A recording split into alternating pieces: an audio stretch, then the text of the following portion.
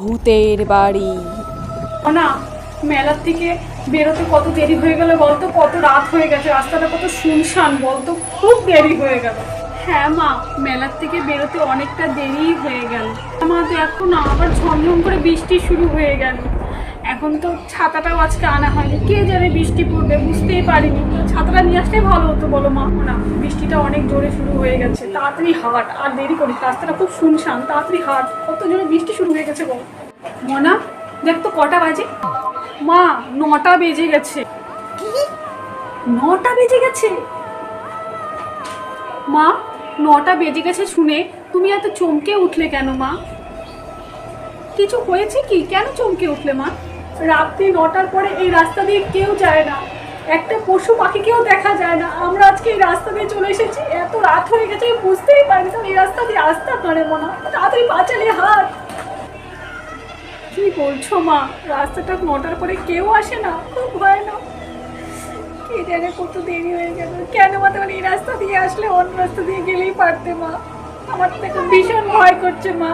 ভুল হয়েছে রে মনা, আগে ঘড়িটা দেখা উচিত ছিল। ঘড়িটা যদি আগে দেখতাম না, এই রাস্তাতে ভুলেও তোকে নিয়ে আমি আসতাম না।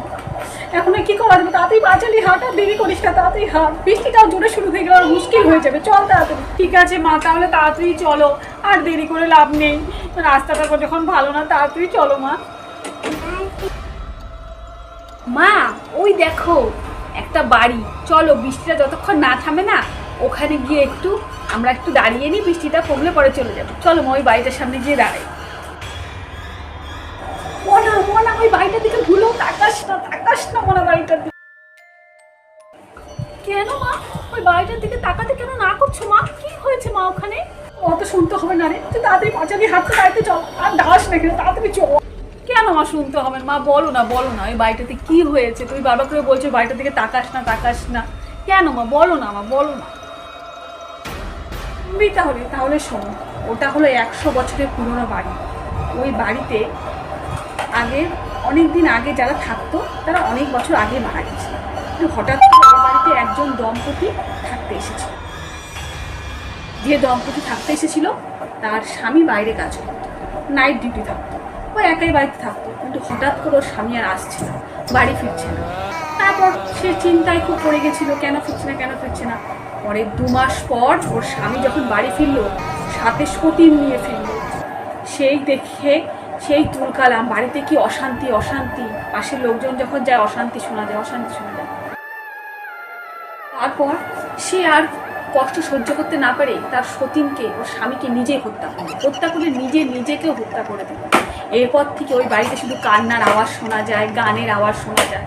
কিন্তু ওই বাড়ির দিকে যে তাকায় সে দ্বিতীয়বার আর বাড়ি ফিরতে পারে না, আর বাড়িতে যে যায় তার তো কোনো কথাই নেই। বুঝছিস না? আমার ভীষণ ভয় করছে মা, আমার হাত পা ঠান্ডা হয়ে যাচ্ছে ভয়ে মা, প্রচন্ড ভয় করছে। এত খতরনাক বাড়ি এটা, আমার খুব ভয় করছে মা। আর এই ঘটনাটা ঘটেছিল রাত 9টার সময়, তাই 9টার পরে এখানে পাশ দিয়ে কেউ যায় না। আমরা ভুলে আর চলে এসেছি মনা, তাড়াতাড়ি পা চালিয়ে হাট।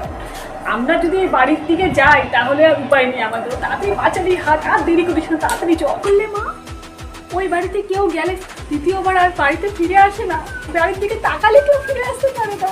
বাবা, এত ভয়ঙ্কর রাস্তায় কেন এলে মা? আমার তো প্রচন্ড ভয় লাগছে, এখন আমি কি করবো মা? তাড়াতাড়ি চলো না হলে। চল, ঠিক আছে মা, আমি বাড়ির দিকে তাকাচ্ছি, চলো তাড়াতাড়ি চলো।